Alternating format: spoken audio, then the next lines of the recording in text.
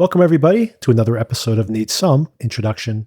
In today's episode, we'll be breaking down the 13th episode of 15 of HBO Max's hit series, The Pitt.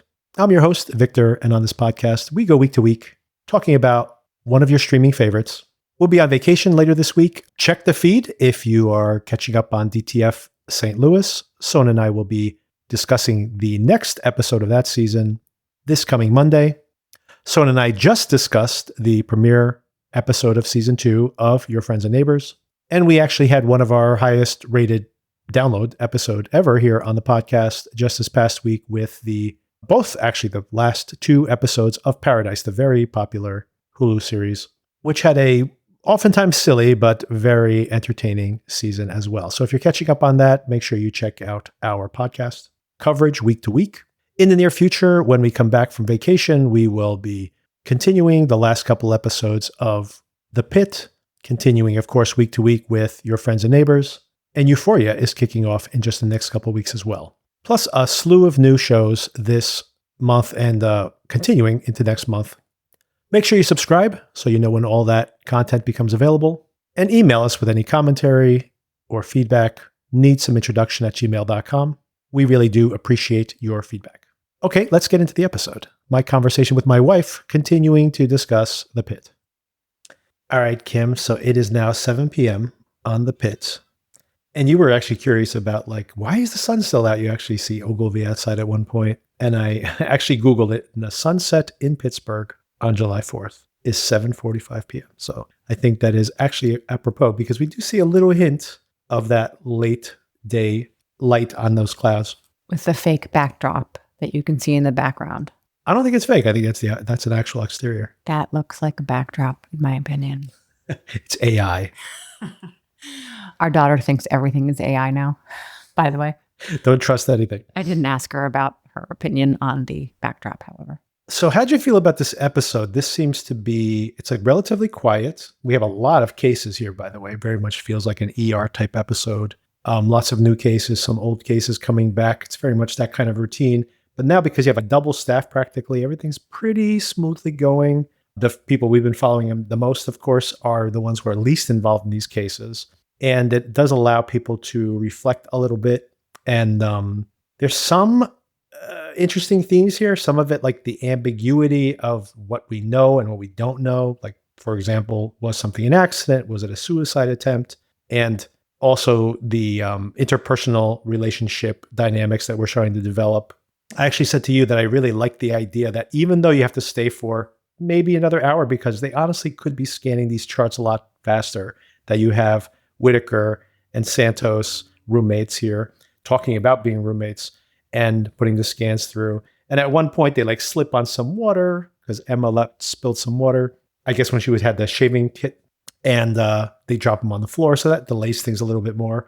But I was saying to you that after a really stressful day, this would be kind of therapeutic to just organize these files. Except that they're all dying to just go home and rest. And now they have to do clerk work by scanning in these charts. Yeah, so I feel bad for them. Plus, then they also get sucked into cases because there's a new intern and everyone else is busy. So they both have to go offer their opinion. One about the turmeric overdose, and the other, Whitaker, had to go see. What did they draw him into? Yeah, he got dragged into something. Santos got brought into the turmeric case. By the way, that's Noah Wiley's real world wife. Oh. The actress with turmeric lady. It is? Yeah. Oh my God. Tell her to stop taking turmeric. It's just a show. He's going to be the director of the CDC after all, so now everyone's going to be on turmeric. I know, be careful. There was a little commentary there. There was. She looks good. Other than the jaundice. Yeah, she looks like she's having a liver failure other than that. Well, she is having, the character is.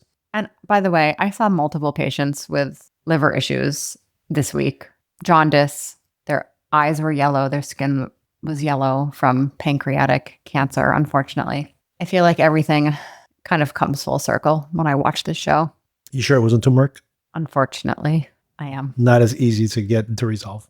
Have you had any experience like that where somebody is, Dr. Google or whatever it is, WebMD, and even more so now, that whole concept of, I watch Dr. Oz and I do this and I do that. People are self-medicating. But now with podcasters and influencers and everything, and even once again, our actual government's telling us to eat nothing but protein. I'm exaggerating, of course. More protein is actually not necessarily a bad idea. But this, everybody takes everything way too far. Plus, all these brands are now marketing everything that has extra protein Cheerio bars, protein this, and it's like 1 more gram of protein. I know. It's all a marketing scam. That is like the little public service announcement here, which is such a scam that we do buy food that has slightly more protein. The protein pasta does have a percent, 50% more protein or something if we want my daughter to try to get more protein into her diet. But absolutely, where they say this bread is high protein, and you look at the whole wheat version, and it has 4 grams per serving, and then this high protein, which costs significantly more, has 1 more gram. Anyway, so it's a scam. Do look at the nutritional labels, people. Most of this stuff is a scam. I was talking to my friend Brian the other day, who we are going to go visit in Florida, and I was saying how our daughter does not like to eat animal protein in general. And he says to me, don't worry, no one who's ever consumed an American diet has been protein deficient. That's absolutely true. And of course, she also eats burgers. So, and chicken occasionally. Chicken occasionally. Soy sometimes. It's always a struggle. But the question I was getting around to was, have you seen this, had this experience, and have you picked up that it might be worse? Maybe not even with your patients, who are, a lot of these people are like elderly and very unhealthy, but maybe their children coming to you with, I heard on this podcast or I saw on TikTok that this might cure my parents. Have we tried this? Are you seeing that in the culture? I've seen it more with your parents. That's absolutely true. I'm going to go do a liver detox by soaking my feet in like Epsom salt. Oh my God. Here's some salt that will detox my liver. Okay. But on the skin. Right. Yes. That's a scam. In terms of my patients, I've had patients say, oh, I'm not taking any medication. And then you look at their med list and it's full of herbal supplements. Right. So then you have to kind of go and Google everything to figure out what's in them, to be like, oh, that has ginkgo, that could potentially thin your blood. So fish oil, like those things are pretty commonly used in general. But I do have to look up lists of supplements sometimes, but nothing like a turmeric overdose where the woman's taking 5 times the recommended, non-RDA recommended amount of turmeric. There's so many cases here. Let's change the conversation structure a little bit this week and walk through a lot of these cases, and then we can get into how that ties into some of this interpersonal stuff. First of all, the big one, of course, we saw at the very end of last week. Orlando's come back. He falls off this high height, 20 feet or more.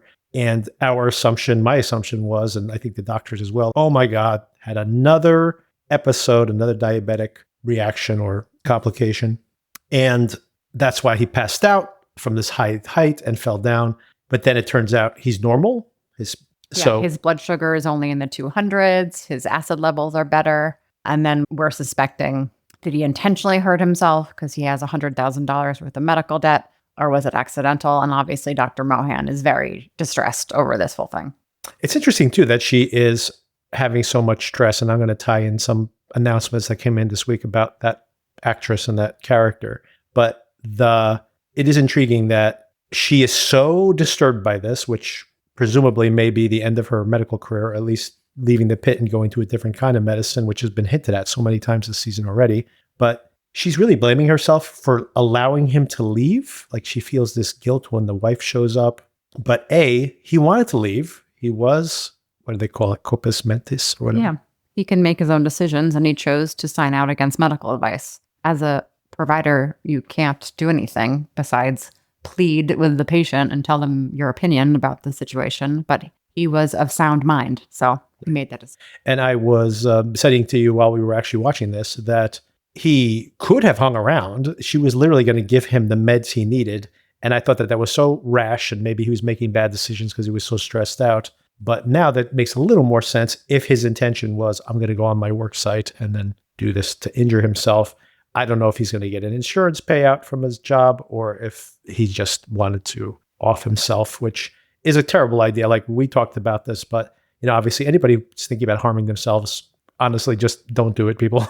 I know that's easy to say, easier said than done when people are having mental health crisis, but in this particular circumstance, you think about the fact that, oh my God, it's $100,000. This guy doesn't make a lot of money. But you think about the fact that it's, yeah, you can come to an arrangement with the hospital, even if it's tens of thousands of dollars, you pay it off over the course of years. Yeah, it's going to suck, but not being around for your family is, obviously a horrible outcome here. Yeah, and we assume he's potentially the breadwinner for his wife and 3 children. So then he's going to leave them without a care provider.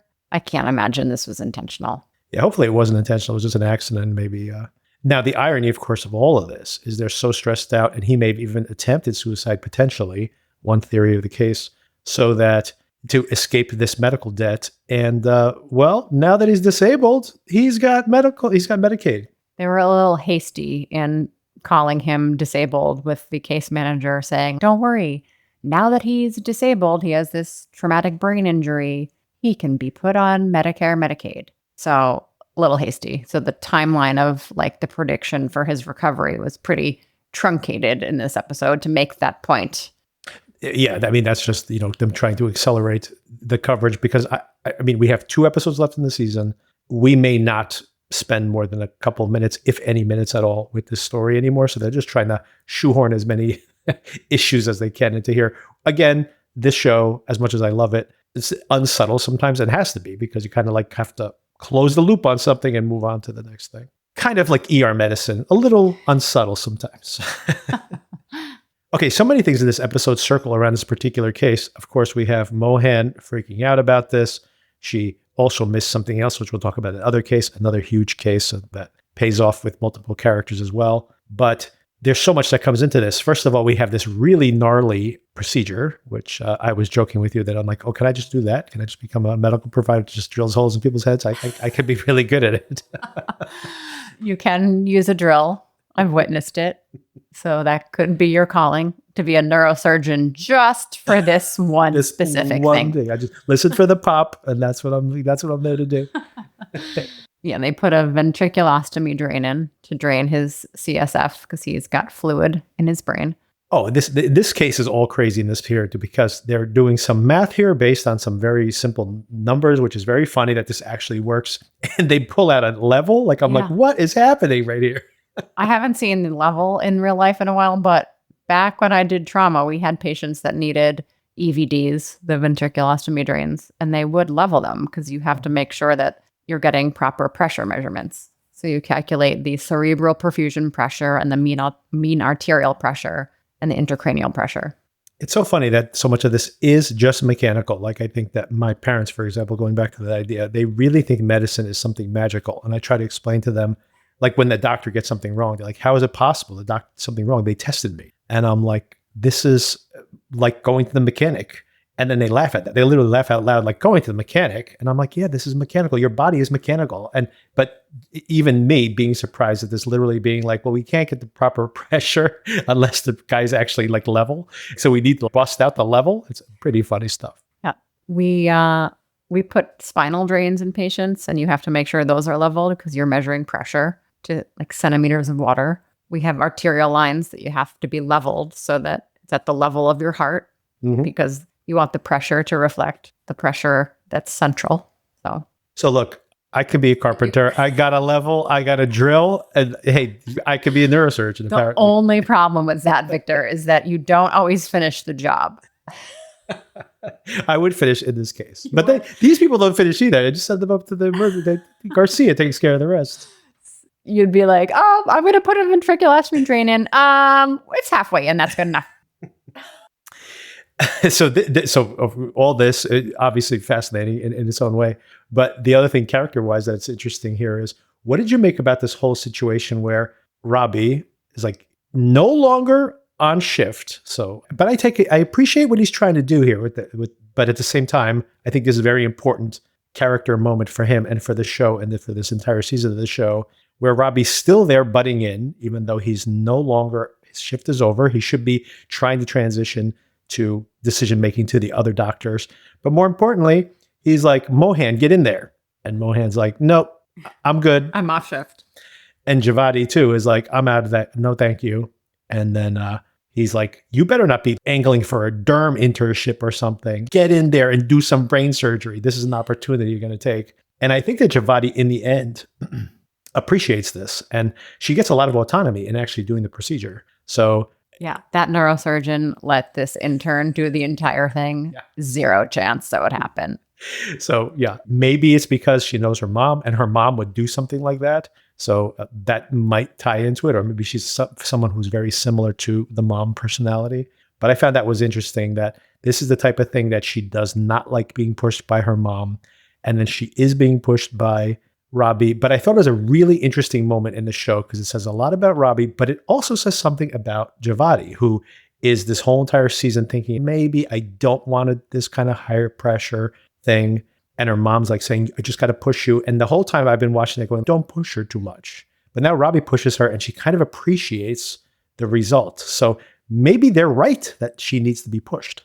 At the same time, it's hour almost 13, right? So I completely let's agree. not push the burnt out day shift into doing potentially lethal procedures. Yeah. I mean, I think it's a very interesting character point. I think in practical terms, I'm like, I don't want the 13th hour med student being the person who's drilling doing into your exactly. But this goes back to what Robbie's problem is in general, is like he's over invested in everyone's personal life, in everyone's work life. He feels like he's in charge of them. He can't leave them. He needs to be a mentor at all times. So like our favorite medical student who decided to leave at hour 12. Enjoy. I'll be back tomorrow. Joy, yes. Obviously, Dr. Robbie can't do that. He can't walk away without feeling like he's hugged his children. He literally calls them his children later on. Ah. The speaking of that, I find it very funny that when people were asking, Santos asks Whitaker where Joy went, and he's like, she left at 6:59, like 1 minute before the end of the shift. And I thought like people would be irritated by that, and Santos is like, good for her. Set your limits. And I'll just interject it now because it's appropriate, I think. But we have been complaining all season long, like, what are they doing with this Mohan character?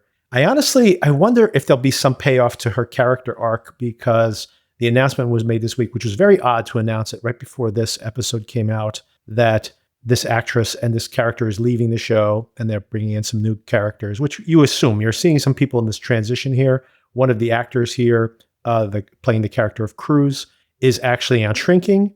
And I'm pretty sure he's going to come back for next season of Shrinking and be doing the Pitt, apparently. So good for him. I think he was a stand-up comedian, so now he's got a lot of work on TV. But it's strange to make this announcement as if we needed to know it before the show aired this week. But regardless of that, the character herself, Mohan, seems to be really struggling with what she wants to do with her career. And this particular episode seems to be like the end of the line for her, minimally here at the Pitt. So, whether she leaves medicine or whether she takes her own sabbatical or whether she goes to geriatrics or something, it seems pretty clear that this day broke her in some way. Yeah. And then at the very end of the episode, after she's already distressed, she gets asked by Whitaker about her patient who had the ruptured aneurysm, who died on the operating room table. And that pretty much puts her over the edge. She just gets up and walks away because that wasn't even on the forefront of her mind. She was worried about Orlando. Yep. And now she's time to move to New Jersey and become a geriatrician. Maybe she needs to go on a date and on a cruise with somebody too. She's been talking about not having gone on a date in a long time. Okay, speaking exactly that of the AAA. So here's this guy, of course, set up an interesting paralleling here between different characters here, which I thought was, you see a lot of these parallel arcs. So Whitaker had his favorite, like kind of gotten close on his first day last year with a couple of these different patients, and one of them died when he wasn't watching. So same thing happened to Ogilvy. And there's definitely a parallel there, which he beautifully has that one, maybe the best scene in the whole entire episode, where he explains to him that, yeah, this is how it works. And before you decide anything too rash, remember that, think it over. Don't decide anything until tomorrow. And Ogilvy, this actor, doing a really great job. He's been playing like this kind of almost like someone on the spectrum this whole entire time. And you see that he is just like completely broken by having missed this. And especially because Ogilvy has this connection to this guy. Ogilvy, from what we've seen, does not have a relationship with his dad. His dad was also an English teacher, and this guy's an English teacher. He gave him a book to read while he was waiting. So there's like kind of a real affinity there, and probably like some kind of parental connection there that he's reconnecting with. And he missed it. And Mohan, as his attending, missed it as well. She's the resident. Resident, I mean. So first of all, Ogilvy is a medical student, and you cannot blame a medical student for missing a diagnosis. Oh, he's blaming himself. I'm not. I know, but there's a little bit too much pressure and autonomy placed on these characters in this role because... Well, I think that's what's really breaking Mohan, because she has some kind of... She obviously feels terrible about what happened to Orlando, but she's really not responsible for that. He walked out on his own, but she missed this diagnosis. Like you mentioned, Ogilvy is not, as a medical student, supposed to be the final decision on any of this. This is a learning process, and he's probably never seen a patient with a symptomatic aneurysm. So it was a good learning case and not a typical presentation, but he can't throw in the towel. Ogilvy, if you're listening. Come back, Ogilvy. I'm pretty sure he's coming back for next season. Good. I mean, I don't know that the announcement. I think that they want to bring him back for next season. The show, by the way, is going into production very soon, so I'm sure we'll start hearing who's coming back and who's not. Part of the reason they made the announcement about Mohan not coming back, the actress, I should say, the character as well, because shooting is beginning right now, so they're adding cast members. I had a good aneurysm case, speaking of that, this week. It was a patient who went to our sister hospital, which is like a few miles down the road, like 7 miles, with a 9-centimeter aneurysm. You fix them when they get over 5. And my boss called me and said, I would like to transfer the patient to you, even though, we're all the same group. We have doctors at this hospital. But what he said to me was, you have better ICU care at your hospital than I have at mine, which is true. So we transferred him ER to ER and operated on him on Wednesday, and he's doing great. That's great to hear. Saving lives. He was not ruptured. So we had time. I've said it many times before. This podcast saves lives. One aneurysm at a time. Speaking of aneurysms, we have another one. I'm taking credit for everything your practice does. But we do have another aneurysm. Oh, no. Ascending aneurysm. Oh, in this episode. In this episode. I love all the aneurysms. It's totally my thing. It's your world. Let's talk about Duke then. Yeah. So he have this. That's a diagnosis here. Yes. He had a widened mediastinum on his previous chest x-ray, and it turns out it's an ascending aneurysm that needs an elective open repair by the cardiothoracic surgeon.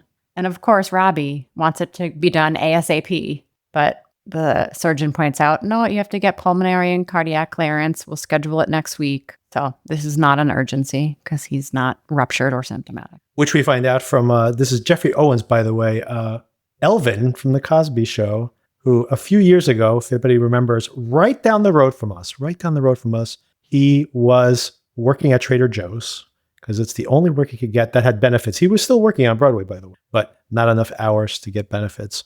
And when people put this on social media and made fun of him, these mean kids came and made fun of him for working at Trader Joe's. And by the way, like Hollywood establishment rallied behind him, and he's been working steadily ever since. So good for him. And here he is. He's made a cameo on this show. Maybe they'll have more cardiac surgery problems and he can come back. They have him listed for multiple episodes this season, so he might be back very next week. Oh, God. You know what that means? That means Duke is going to have a ruptured ascending aorta. And he's going to have to come back. We just lost our rating, right? I was whispering.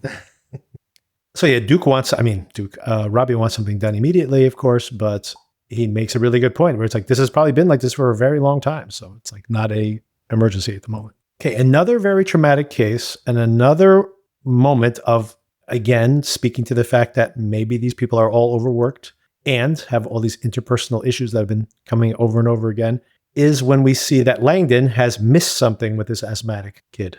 Yes. It turns out this kid has a pneumothorax and needs a chest tube, and Langdon was going to intubate him for respiratory distress, not realizing that that was the problem. And he feels pretty defeated when the resident who came on night shift makes the little incision to put the chest tube in and has a rush of air. And He just sticks his finger in there. I used to put chest tubes in when I worked on trauma. It was very nerve-wracking. Why? Just because you're cutting someone's side open? You're just putting sharp objects into their body. You could potentially kill them. Can you, though? It always seems like you can just kind of pop a hole there and, whatever. In all these movies, It's not as easy. Just feel the pop and push the tube in. You can cause real damage. You can kill a patient if you do it the wrong way. For you mean the collapsed lung? Yeah. I've seen that in so many war movies, in Saving Private Ryan or all of them, when, the lung collapses because of the impact. And they just go in there and pop a hole in them, and it's like a pen in there and the air comes out. They make it look easy, but no procedure is without risk. So we already talked a little bit about this turmeric consuming woman. Anything else you wanted to add about that other than just like the wellness craze that is probably causing a lot of these silly... We saw, I think it was season 1, right? Where the mercury poisoning from using some face cream. Yeah. This girl had, I can't remember she was an IG influencer of some sort, trying out facial products, and I can't remember what her symptoms were, but she had mercury poisoning. She's having psychotic. Yes, some side of psychotic symptoms. The turmeric thing, the woman thinks it's because she's using bronzer. Good God. Speaking of that, when we were with our friends this past weekend, and the girls are like, "Oh, let's go into Blue Mercury for makeup," and I thought about it. I'm like, "Don't call your makeup brand Blue Mercury." No, they sell just regular high-end makeup in there. With mercury in it. Yeah, and it really feels like they're introducing almost like a pilot for this Cruz Henderson character, this actor I was mentioning, who's on Shrinking, and in a very different kind of role. But bringing him in here, and he is like this rock star who, is not only identifying the problem with the asthmatic patient, but also that he canceled a bunch of MRIs because he was able to diagnose them using an ultrasound. Have you ever done anything like that? I mean, I do ultrasound guided procedures, but they have a whole fellowship now for ultrasound training. And he's been doing musculoskeletal ultrasound, which Mohan is very enthused by, but realizes she's behind the bar in terms of what she can do. And she shreds her application for her ultrasound fellowship. Yeah, she's looking for her fellowship all season long. Here's another dead end for her. But I love that she shreds that when he is saying to her that, he's done this, but I've only published like one paper. And she's just like, I haven't published any papers at all. I'm not getting this internship. I'll have to ask the orthopedics folks what they think of musculoskeletal ultrasound, because I used to do ortho and you can just feel landmarks and do procedures without ultrasound. So I'm wondering how useful it actually is when you can just examine a patient and do a procedure without ultrasound. He's diagnosing a meniscus tear. That seems to be a little hard to do with ultrasound. He also diagnosed a forearm fracture. Yes.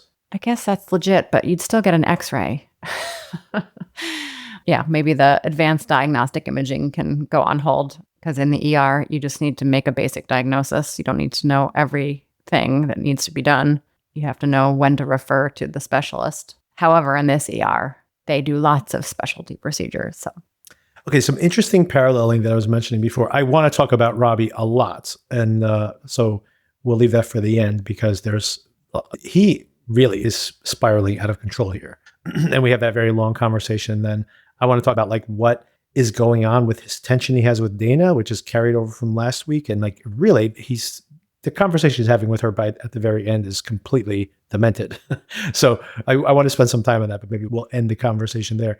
But before, there's some other interesting codependencies in positive ways, and also some kind of interesting character parallels that we see. So one of them is we see that Whitaker himself has, in a really strange way, is becoming Robbie. Not only has Robbie really looked at him and felt like this camaraderie with him and really feels like, oh, that guy's going to come and fill my shoes. He, asks him to go and watch his apartment. That's the first odd fact.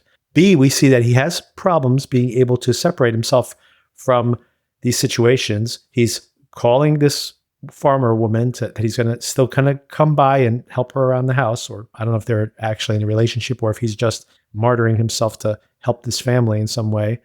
He realizes that Santos needs him around, so he's being that person there for her as well, and joshing her a little bit about whether she really needs him there as a roommate, which he probably does, given what we know about her as well. something that he probably isn't aware they're cutting.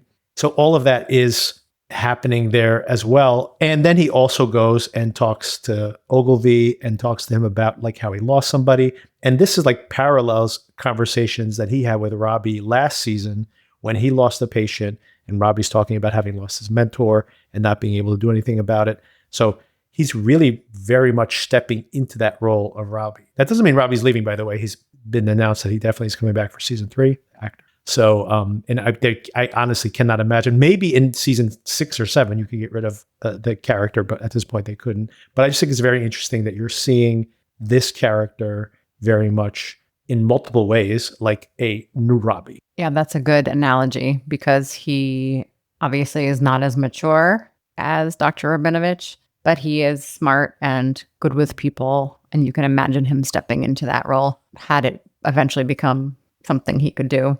But he's still young. He's only 1 year in, so he's got many years to grow. But I mean, there's also the downside of being the next Robbie, right? We see that you can give too much as well, right? Yes. Not yet. I mean, he's young. He can take it so far. But you don't want to burn out.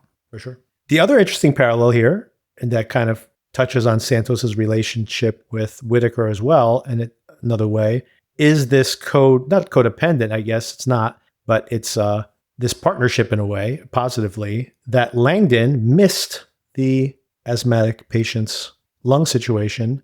And now Mel is mentoring him. Gets to come in there and be like, you wouldn't have missed it. You're still a good doctor. Everybody misses something sometimes. It's been 13 hours. And don't doubt yourself in this moment, which is so interesting because you think about Langdon and Mel, of course, loving Langdon's last season, and Langdon having his abrasive way, but over time really warming to Mel and then learning from her. And now it's almost like now he comes in diminished in a way, and Mel is his support person, even though, we know that she has her neuroses too. She actually uses that as a connection point with them. The actual, what it was, she had to go and give the deposition. Deposition. That's what I was trying to say. That D word, I can't remember. Not dilauded. No, not dilauded. Yeah, I think it's just this show is showing good camaraderie amongst these people, and they kind of change roles slightly throughout the season because they're all growing as doctors and as people, and they can step into different roles in terms of, I'm going to give you advice, now you're going to give me advice, because this is a field of medicine where you need a shoulder to cry on and someone to boost you up every now and then. Yeah, and McKay has been a mentor as well over the course of the season for Langdon, for example, commiserating with him over them both having addiction issues in the past. For Robbie as well, saying, I've seen other people have dangerous behavior and in my past life, and kind of warning him that you might be spiraling out as well. And in a negative way, you see the parallels between Dana and Robbie, where they both overcommitted, crossing multiple boundaries and like yelling at each other, but in a way mirror images of each other as well. Bless you. Excuse me. All right, one more big thing I should bring up before we kind of wrap things up is Hashimi. Do you have any idea? Maybe this is the big reveal that's coming this season. She is, just like you complained last week, that she's robotic. She is a robot, and she's going to, it's going to be like the Terminator, that like the mask will slip. She'll start fritzing in the emergency room.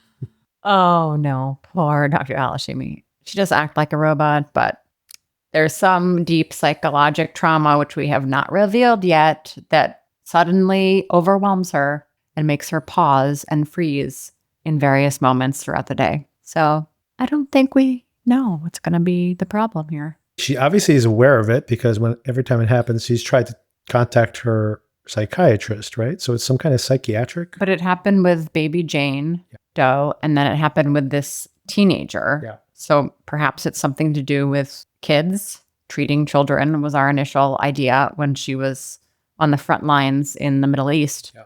So maybe she treated numerous kids that were terribly injured. It was another kid that she froze up with also. I can't remember what the other kid was earlier this season. It wasn't even, it was the kid. Oh, it was the kid with who was comatose in the car. But again, there was like a moment where like they didn't comment on it, but she seemed to have frozen up as well. And, but yeah, this time, obviously everybody noticed that she was freezing up because she had she was in the middle of it. We know she has has at least one child. Maybe she lost a child at some point. Maybe it has nothing to do with her actual work. It could be just personal trauma. It's true. Yeah, and of course, central to all of this is, and tying into a lot of these different moments in the show, is Robbie himself, who is still saying he's going on this motorcycle trip. By the time we get to the end, Dana's just like, then go. And he's like, I should have already left, then go. But he can't leave. He's like, I don't know if Al-Hashimi's okay. I don't know if people can survive without me. He's got this giant martyr complex. But the button on all this is saying, I don't think if everybody's ready to, if they'll be able to handle it here, if he's gone for good. And that is not a good conversation to be having. No, I'm not ready to face that specific problem. So I hope he can figure this out without anything drastic happening. He hints at some familial issues, obviously. Dana is chastising him and he's like, I'm not looking for a mom. Or first of all, she says, My mom left. My mom left, exactly. So he's got some buried trauma, as we all do, somewhere along the line. So he does need a sabbatical of some sort. Whether he needs to go on a motorcycle trip, that remains to be seen. He should just take a 4-week break if he's not going to go on his motorcycle. Yeah, do something because this whole situation right now is a real problem. And maybe that's why he's spiraled out. Like when he's going to show up the next day, nothing's like that too far out of his control. So he feels like, I can, no matter how bad, maybe he's like a control freak, no matter how bad things get, I'll be back here in half a day, right?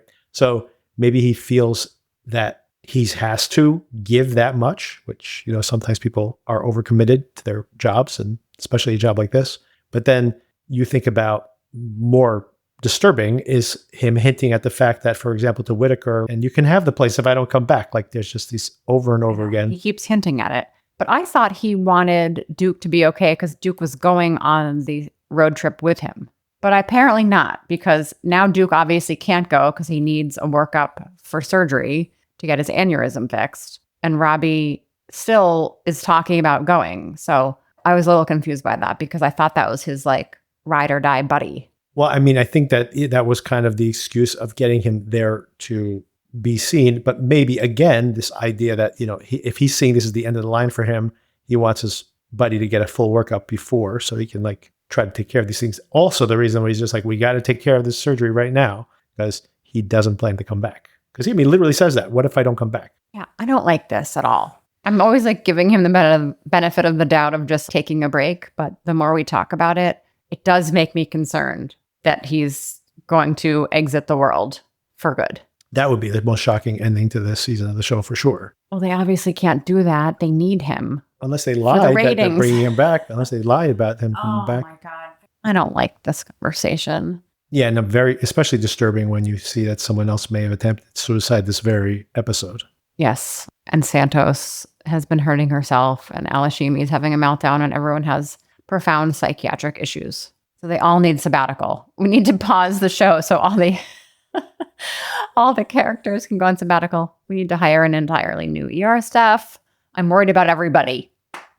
One thing I completely forgot to bring up, and I should have brought it up earlier, but is speaking of the nurses. So Dana, of course, continuously butting heads with Robbie. And again, like pot to kettle people, you guys are criticizing each other for the exact same behavior.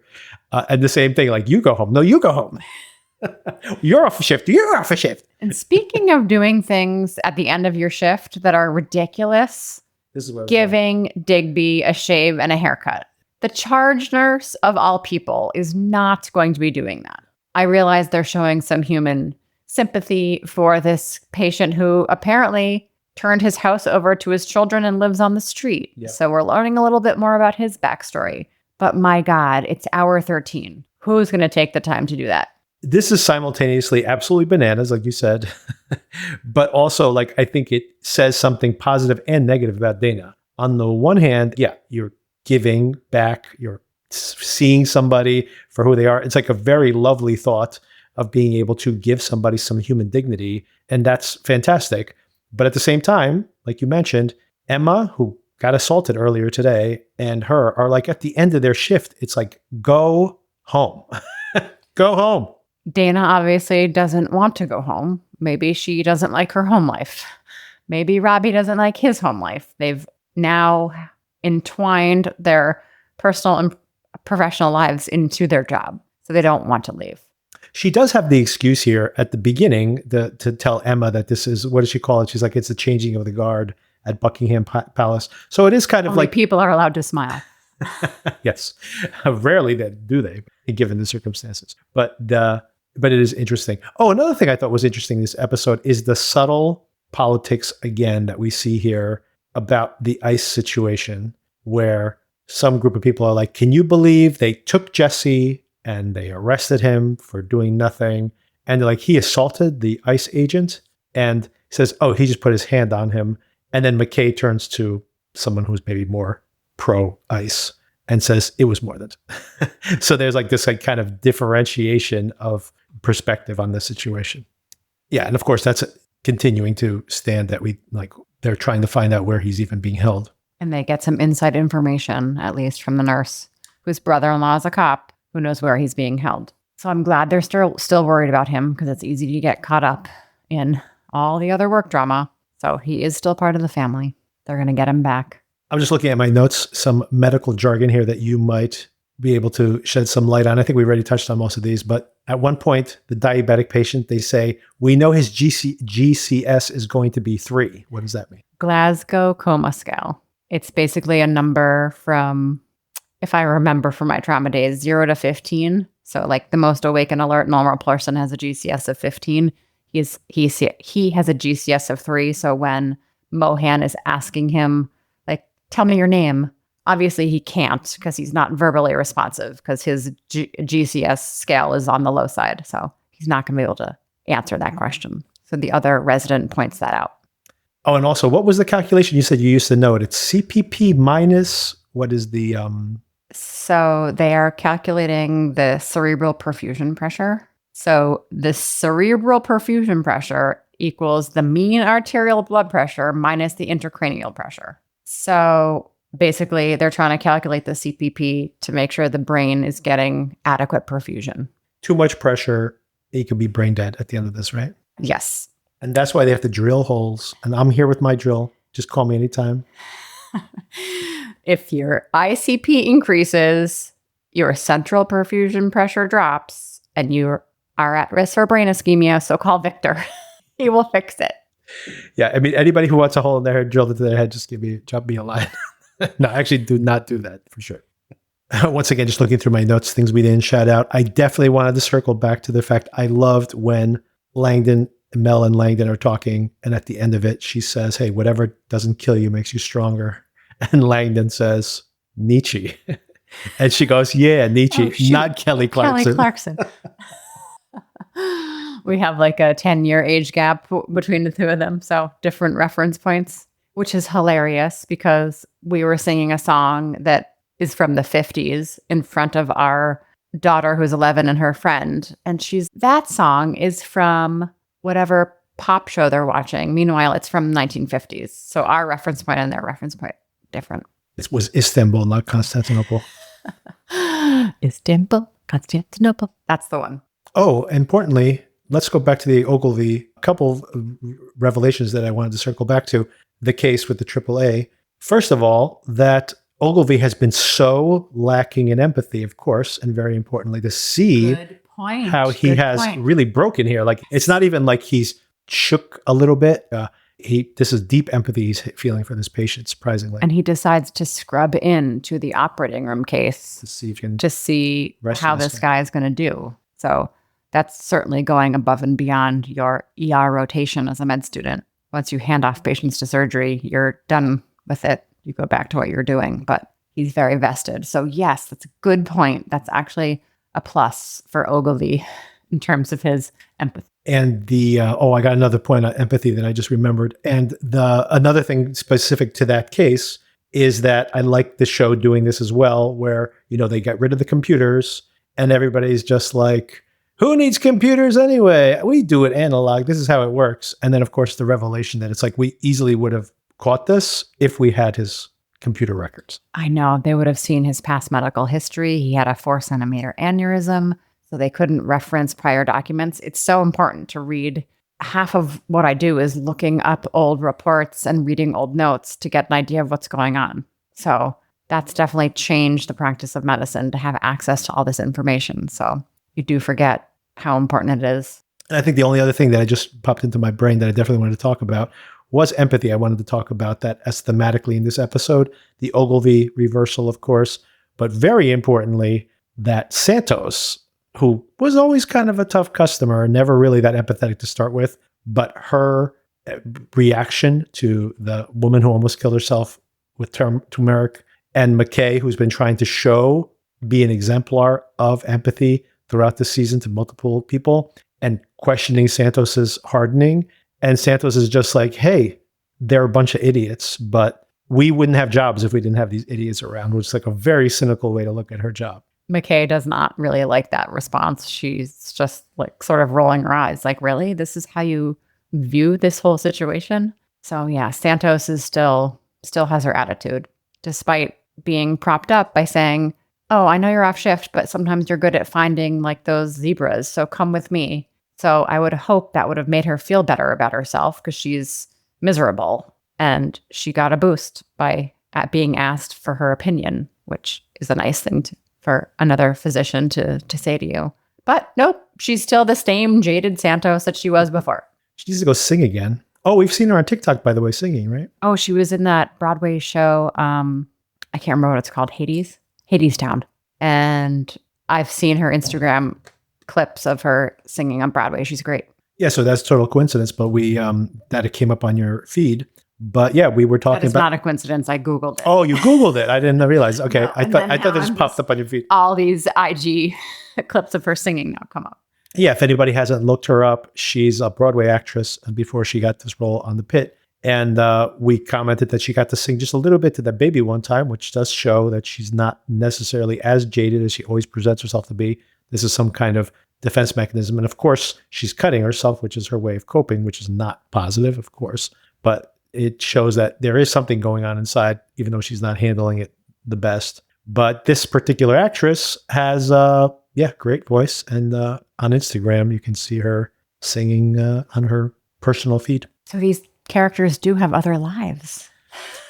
All these cast members have really fascinating stories, by the way. Langdon was, he's been profiled many times since season 1, and he went to Harvard, I think, and he's performed Shakespeare and won some awards at some local, like Boston performances and such. But now he's not like 25. He's like 10 years out of college at this point, but he might have gone to college late for his master's in acting. He might have gone late to this, but regardless, it's been years that when he first came on the scene and was considered like this big Shakespearean actor, but that was maybe 8 years ago. And now he has a family, and he basically said, I thought my acting career was done. It just hadn't happened for him. And now he's a big star from being on the Pitt. He's also super cute. He reminds me of some other actor, and I can't put my finger on who he reminds me. Somebody from like the 80s, like one of those boy heartthrobs from the... Yeah, you know what? He has like a Feldman hairdo. Feldman? No, he's not one of the Feldmans. He looks better than the Corey Feldman. Is that what you're thinking about? No, not Corey Feldman, the other one. Corey Haim? I don't know. That might be worse. That is not it. But he has a cute, boyish, like 90s look to him. He does look like a heartthrob from like my sister's posters. Dylan McKay. Who's that? 90210. He's got the Luke Perry hair, only without the receding hairline. I never watched that show. I'll take your word for it. I'll have my friend Sydney listen in so she can compare and contrast. He's dreamy. Anyway, we will be back next week. 2 more weeks to look at Langdon's dreamy eyes. Oh, he'll be back. He'll probably be back next Langdon season. No, not next episode. I mean next season. Oh, yeah. I'm pretty sure he'll be back. Yeah, the only one we won't miss is Mohan, which we've already discussed. Everyone else is coming back. Yeah, I honestly feel like they didn't do a great job. I know they were trying to convey that she was someone who's maybe lost her enthusiasm for medicine, but I feel like they didn't really do a lot with this character this season. I agree. And we will see what comes next.